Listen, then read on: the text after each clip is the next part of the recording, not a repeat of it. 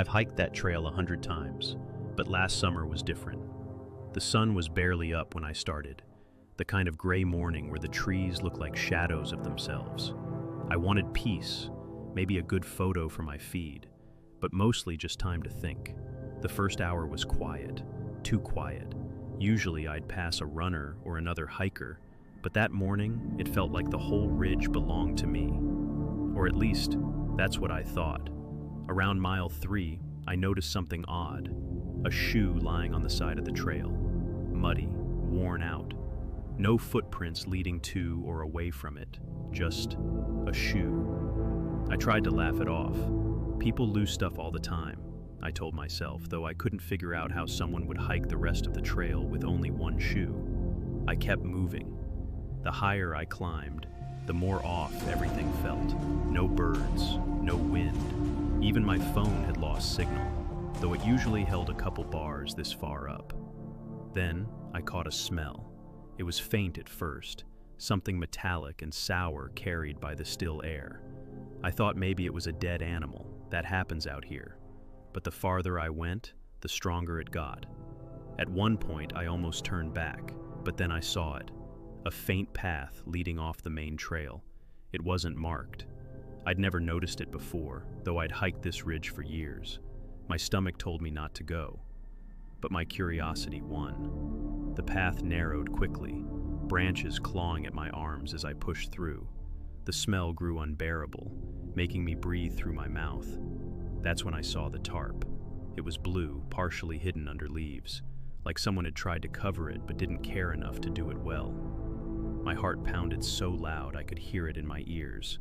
I told myself it was trash. Maybe campers left it. But then I saw the hand.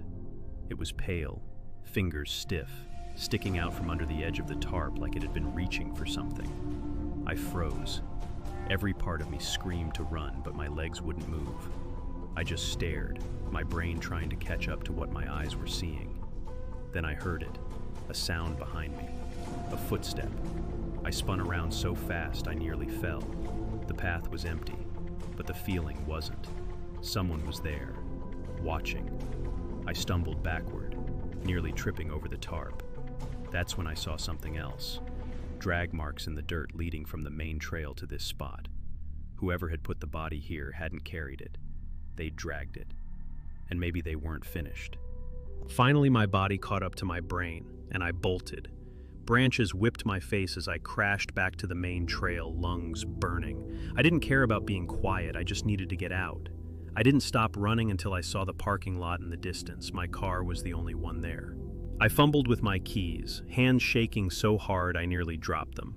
Got in the car and drove straight to the nearest police station, hands still trembling as I told them everything.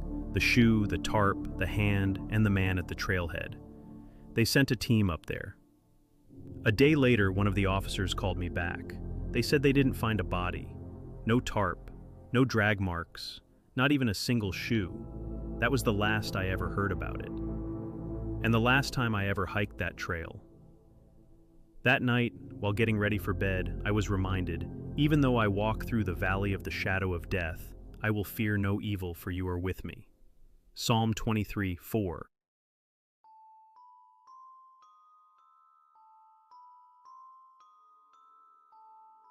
When we booked the cabin, we thought we were being smart. No cell service, no neighbors, no noise.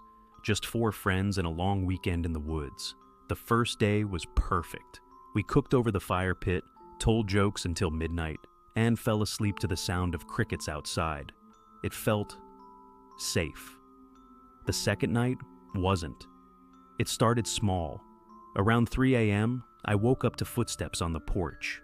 Slow, measured, back and forth, like someone pacing. I thought maybe it was Jason, so I whispered, "Dude, go to bed." But the footsteps didn't stop.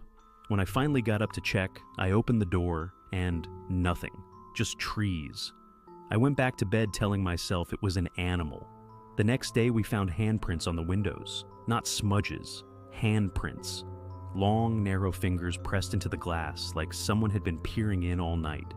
We tried to laugh it off. "Local kids messing with us," Sarah said, but her voice shook when she said it. That night, we locked every door, every window.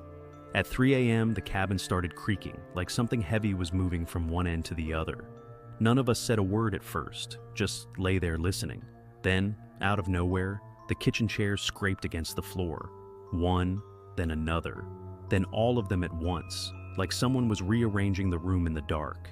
Jason whispered, "Don't move." I didn't need convincing. Suddenly, then came the knocking. 3 hard bangs on the wall right next to my head. Sarah screamed. I muttered Psalm 4:8 under my breath.